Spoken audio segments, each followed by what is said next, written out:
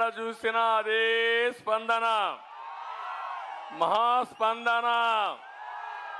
గెలుపు మనదే,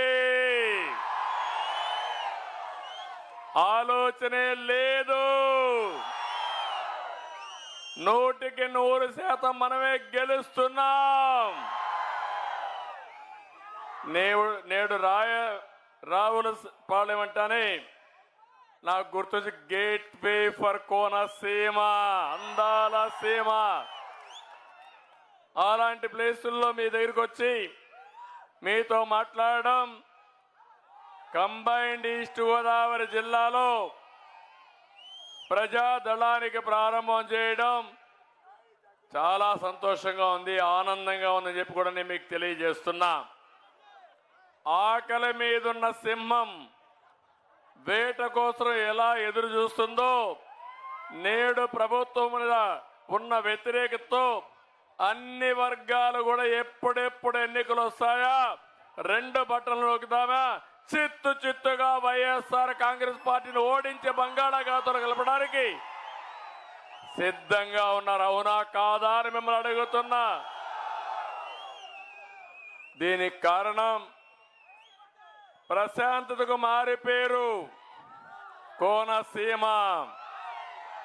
ఎప్పుడైనా ఇక్కడ హింసుందా తమ్ముళ్ళు? నేను అడుగుతున్నా మిమ్మల్ని.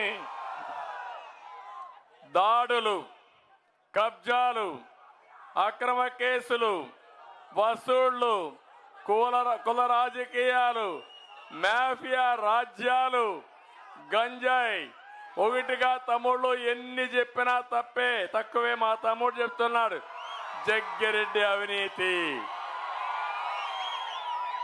ఇక్కడ జగ్గిరెడ్డి అవినీతి, అక్కడ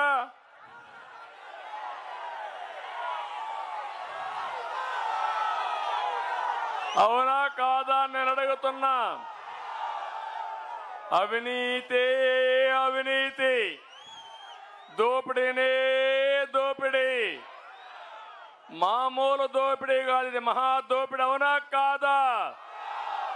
అందుకే వచ్చాం ఒక జట్టుగా, తెలుగుదేశం, జనసేన, బీజేపీ కలిసి మీ ముందరకు వచ్చాం.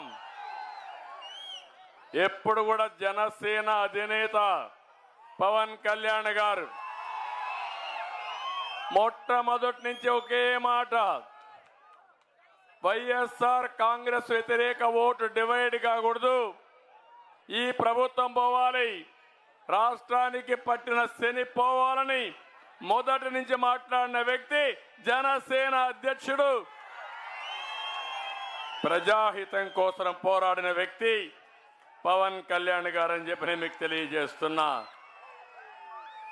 ఇంకో పక్క బీజేపీతో కూడా అందరం కలిసి వచ్చాం. ఈరోజు కేంద్రంలో బీజేపీ గవర్నమెంట్లో ఉంది, ఈ మళ్ళీ వస్తుంది. కానీ మా ఆలోచన ఈ రాష్ట్రాన్ని కాపాడుకోవాలి, దగాబడ్డ రాష్ట్రాన్ని మళ్ళీ ఘాటిలో పెట్టాలనే ఉద్దేశంతో 3 రాజకీయ పార్టీలు కలిసి వచ్చాం. ఏం తమ్ముళ్ళు, రాష్ట్రం బాగుందా అని మిమ్మల్ని అడుగుతున్నా. రోడ్లు బాగున్నాయని మిమ్మల్ని అడుగుతున్నా. ఎక్కడైనా అభివృద్ధి ఉందా అని మిమ్మల్ని అడుగుతున్నా. ఎక్కడైనా మీకు ఉద్యోగాలు వచ్చాయని మిమ్మల్ని అడుగుతున్నా. ఎక్కడికి పోతున్నావు అర్థం కాని పరిస్థితి. అందుకే మా ఆలోచన ఒకటి, ప్రజలు గెలవాలి, రాష్ట్రం నిలబడాలి, మళ్ళీ పూర్వ వైభవం రావాలనే ఉద్దేశంతో మేము ముగ్గురం కలిసి మీ దగ్గరకు వచ్చాం. ఆశీర్వదించమని మిమ్మల్ని అందరినీ మరొక్కసారి విజ్ఞప్తి చేస్తున్నా. నిన్న ముఖ్యమంత్రి మాట్లాడుతున్న ఒక మాట అన్నాడు, పశుపతి అన్నాడు. అన్నాడా లేదా? ఆ మాట విని నవ్వుకున్నా. నేనేం ఆశ్చర్యపోలేదు.